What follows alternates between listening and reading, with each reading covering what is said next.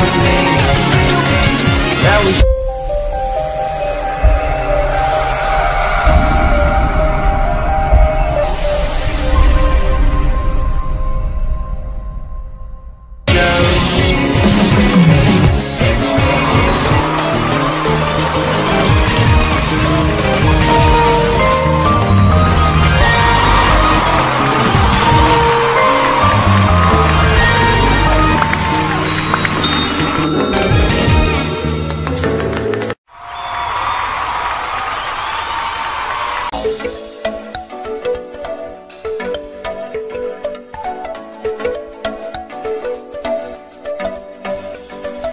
Kalau ada soal seperti ini mengenai hukum Newton, hal yang pertama kalian lakukan itu adalah menganalisis semua gaya-gaya yang ada pada benda tersebut.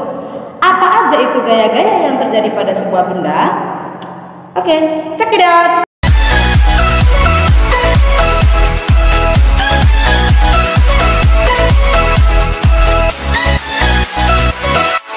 Nah, gaya normal itu kalau ada benda seperti ini,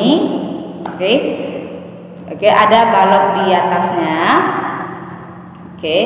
Ada balok di atasnya. Nah, biasanya gaya normal ini selalu tegak lurus dengan permukaan bidang. Nah, permukaan balok ini, permukaannya di mana? Yang di atas ini, Nah, yang dia tegak lurus. Berarti dia tegak lurus terhadap bidang, nilai 90 derajat ya.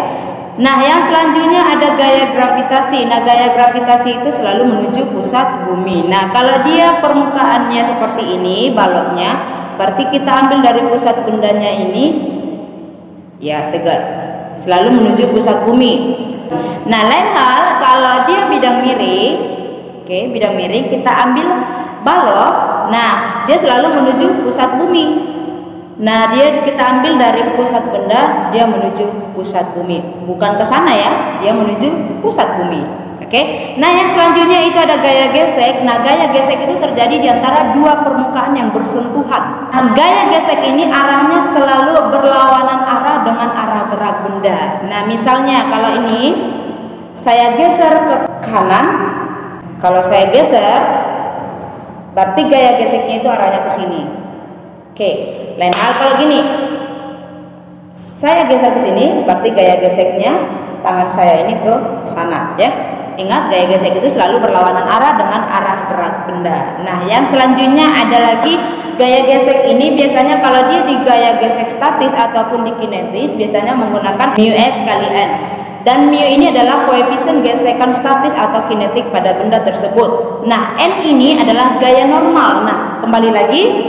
Nah, gaya normal tadi, kalau kita kembalikan lagi seperti kita analisis contoh balok ini, gaya normalnya kemana? Ke atas.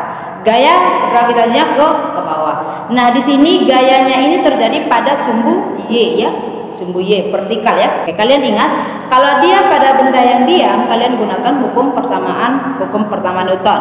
Kalau dia benda yang bergerak, kalian gunakan persamaan hukum kedua Newton. Nah, ketika ada balok ini diam, berarti kita menggunakan hukum pertama Newton. Berarti pada balok ini terjadi sigma F sama dengan 0 sesuai dengan hukum pertama Newton. Nah, yang selanjutnya sigma F berarti ada resultan gaya yang bekerja pada benda ini.